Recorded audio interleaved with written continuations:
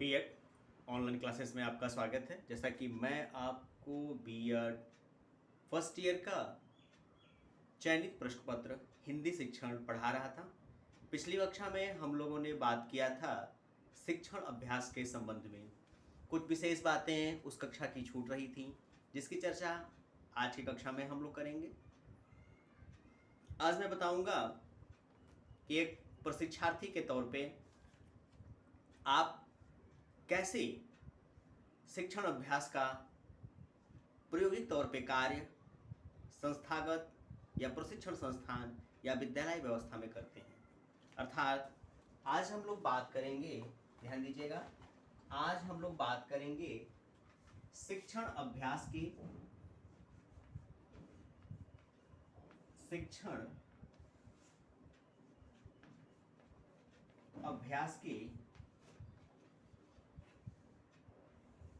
प्रक्रिया के बारे में। शिक्षण अभ्यास की प्रक्रिया के बारे में ध्यान दीजिएगा। आज की कक्षा में हम लोग बात करेंगे शिक्षण अभ्यास की प्रक्रिया के बारे में कि शिक्षण अभ्यास कैसे प्रारंभ किया जाता है और कैसे वो प्रारंभ करने के उपरांत कार्य रूप में संदर्भित किया जाता है। ठीक है। शिक्षण अभ्यास के संबंध में कुछ महत्वपूर्ण और खास आवश्यक बातें होती हैं। एक प्रशिक्षार्थी के तौर पे हमें उन बातों को जानना चाहिए। देखिए, प्रशिक्षण के उपरांत, प्रशिक्षण पूर्ण होने की स्थिति के उपरांत शिक्षण प्रशिक्षण कार्यक्रम में सबसे आवश्यक होता है एक प्रशिक्षार्थी के तौर पे, एक प्रशिक्षणकर्ता के तौर पे आप जिस काम के लिए, जिस जानकारी के लिए, जिस विशेषता को जागृत करने के लिए इस कार्यक्रम में भाग लिए हैं वो पूर्ण कराई जाए। और जैसा कि बीएड, बीटीसी या अन्य शिक्षण प्रशिक्षण कार्यक्रमों में शिक्षक प्रशिक्षण का मुख्य उद्देश्य होता है कि ऐसे विद्यार्थी, ऐसे छात्र, ऐसे छात्राओं को ऐसे छात्र अध्यापकों को शिक्षण का प्रशिक्षण देके बेहतर से बेहतर शिक्षकों का निर्माण किया जा सके, जिससे कि संस्थानिक तौर पे, ध्यान दीजिएगा, संस्थानिक तौर पे बेहतर से बेहतर शिक्षकों का निर्माण हो सके। और ये जो बेहतर से बेहतर शिक्षण हो, ये शिक्षा की व्यवस्था को मजबूती प्रदान कर सके। इन्हीं तमाम व्यवस्थाओं को पूरा कराने के लिए, राष्ट्र और शैक्षिक उद्देश्यों की पूर्ति के लिए ये शिक्षण प्रशिक्षण अभ्यास अति आवश्यक होता है। जैसा कि मैंने आपको बताया, प्रशिक्षण के अंतिम अवस्था में शिक्षण अभ्यास सबसे महत्वपूर्ण और सबसे विशेष अवसर होता है एक छात्र अध्यापक और एक छात्र अध्यापिका के तौर पे। सबसे, यहाँ तक कि सैद्धांतिक या समान भाषा में कहा जाए तो प्रशिक्षण का या किसी भी प्रशिक्षण में आपने भाग लिया, चाहे बीएड कर रहे हैं, चाहे बीटीसी कर रहे हैं, तो इन सारे प्रशिक्षणों में जो आपने भाग लिया है, इन प्रशिक्षणों का सबसे बेहतर, सबसे मनोरंजक, सबसे मनमोहक और सबसे प्रभावशाली जो कार्यक्रम होता है वो होता है शिक्षण अभ्यास। क्यों?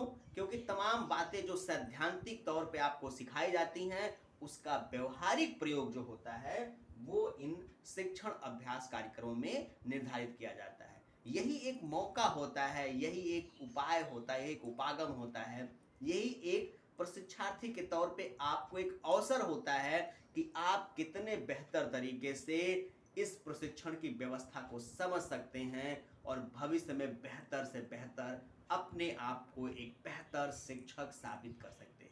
तो इन सारी व्यवस्थाओं का दमदार जो स्थापित होता है वह इन प्रशिक्षण कार्यक्रमों पे ही आधारित होता है। जैसा कि मैंने आपको पिछली कक्षा में बताया भी था कि शिक्षण के या प्रशिक्षण कार्यक्रम में अंतिम अवस्था में शिक्षण अभ्यास कार्यक्रम आयोजित कराया जाता है।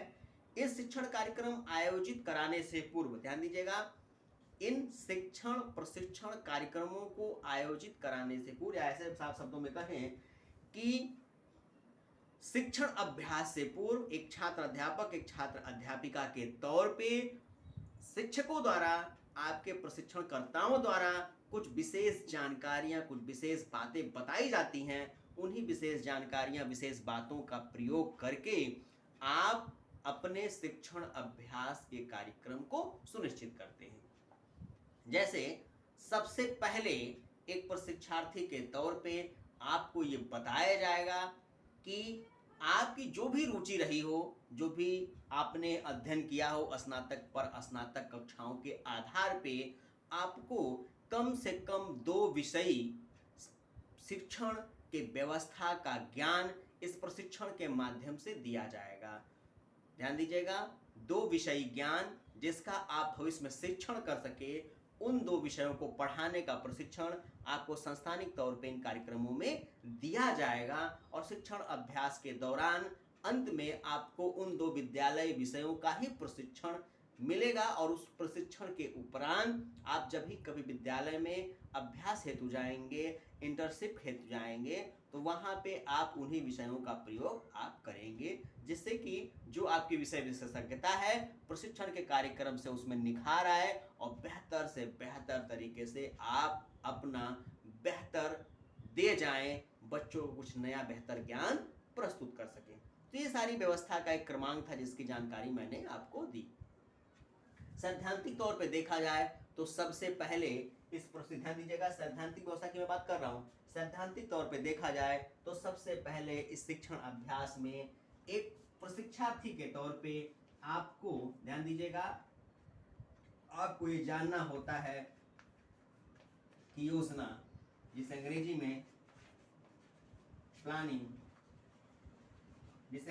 प्लानिंग कहा जाता है, योजना बनानी होती है। योजना से संबंध ये होता है कि जिस भी विषय के आप अध्यापक हैं, जिस भी विषय की योग्यता विशेषता आपके अंदर मौजूद है, उस विशेषता को कैसे आप अपने प्रशिक्षण के द्वारा बेहतर तरीके से बच्चों के समक्ष प्रस्तुत करेंगे। इसके लिए आप योजना बनाते हैं कि हाँ, आज हिंदी विषय में मुझे बच्चों को कहानी पढ़ाना है, कविता पढ़ाना है, गद्य का हिस्सा पढ़ाना है, पद्यांश का हिस्सा पढ़ाना है, व्याकरण के कुछ हिस्से पढ़ाने, ये तमाम चीज़ों को पढ़ाने की व्यवस्था की आप योजना बनाते हैं। योजना बनाते समय आपके पास योजना में सहायक जो सामग्री है, या ऐसे कहें शिक्षण में जो सहायक सामग्री है, उसकी व्यवस्था आप करते हैं। योजना बनाते समय आप किताब, कॉपी, पेन, सहायक सामग्री, शिक्षण सहायक सामग्री, इन तमाम चीज़ों की व्यवस्था करते हैं।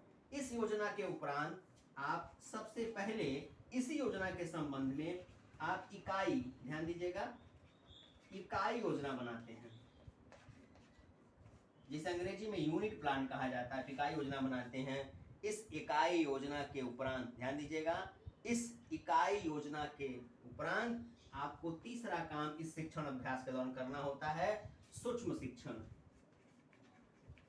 सूक्ष्म शिक्षण, जिसे आप अंग्रेजी में माइक्रो टीचिंग कहते हैं, इस कार्यक्रम को करना होता है। तदुपरांत इन तमाम कार्यक्रमों में प्रशिक्षार्थी के तौर पे आपको बहुत सारी जानकारियां प्रदान कराई जाती हैं। तदुपरांत अंतिम में आपको अपनी पाठ्य योजना का निर्माण करना होता है। ध्यान दीजिएगा, पाठ्य योजना का निर्माण करना होता है और उस पाठ्य योजना की सहायता से, ध्यान दीजिएगा, उस पाठ्य योजना की सहायता से आप अपने शिक्षण अभ्यास को पूरा करते हैं। तो आज की कक्षा में बस इतना ही। इस कक्षा की शेष बातें जो छूट रही हैं उसकी चर्चा हम आपसे अगली कक्षा में करेंगे। धन्यवाद।